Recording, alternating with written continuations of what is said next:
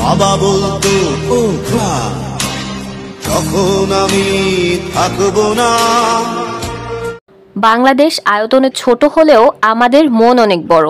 আমরা একজনের বিপদে 10 জন ঝাঁপিয়ে আসতে পারি। সেসবই দেখব আজকের ভিডিওতে। আমার বিচার তুমি করো, তোমার বিচার করবে কে? বাংলাদেশের বন্যার এই দুর্যোগপূর্ণ অবস্থাতে দারুণ ভূমিকা রেখেছেন বাংলাদেশ সেনাবাহিনী, যাদের অক্লান্ত সেবার মনোভাবে প্রশংসা পেয়েছেন তারা দেশ জুড়ে।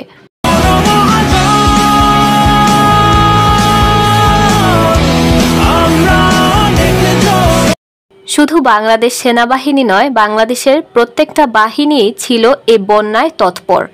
অবশ্য বন্যা বললে ভুল হবে, বলতে হবে পরিকল্পিত বন্যা।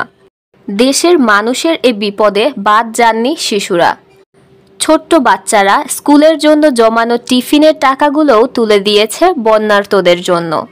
আমি এখানে বন্যার্তদের সাহায্য করার জন্য টাকা দিয়েছি। হ্যাঁ, আমার টিফিনের টাকা দিয়ে দিয়েছি। আরেকজন ছোট্ট ভাইরাল সুপারম্যান তো তার উমরার জন্য জমানো টাকাগুলোও দিয়ে দিয়েছে। উমরা না করতে পারলেও অন্তত কিছু সওয়াব তো পেলাম ওই দুর্গতদের জন্য। আর কি, এই টাকাটা আমি জমাচ্ছিলাম উমরা করার জন্য। ছোট্ট ছোট্ট বাচ্চাগুলো যেভাবে নিজের অবস্থান থেকে এগিয়ে আসছে, যা দেখে বড়রাও বলছে এমন বাংলাদেশই তো আমরা চেয়েছিলাম। This is new Bangladesh.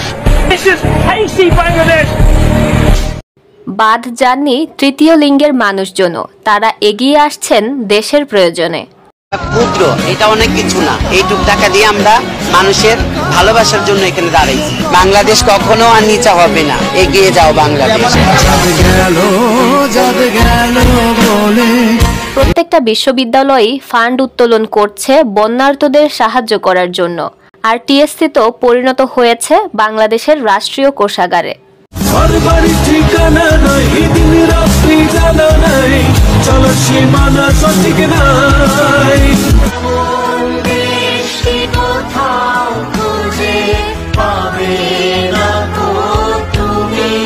বাইরে থেকে যতই হিন্দু মুসলিম দাঙ্গা লাগানোর চেষ্টা করুক, কিন্তু দেশের মধ্যে হিন্দু এবং মুসলিমদের মধ্যে কোনো বিভেদ নেই।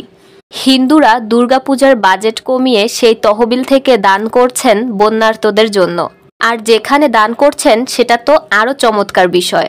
তারা দান করছেন ইসলামিক বিশ্বস্ত ফাউন্ডেশন আস-সুন্নাহ ফাউন্ডেশনে। অর্থাৎ তাদেরও ইসলামিক এই ফাউন্ডেশনের ওপর বিশ্বস্ততা আছে যে তাদের আমানত বৃথা যাবে না। বৌদ্ধ ধর্মের মানুষরাও আপ্রাণ চেষ্টা করে যাচ্ছেন বন্যার্তদের পাশে দাঁড়াতে।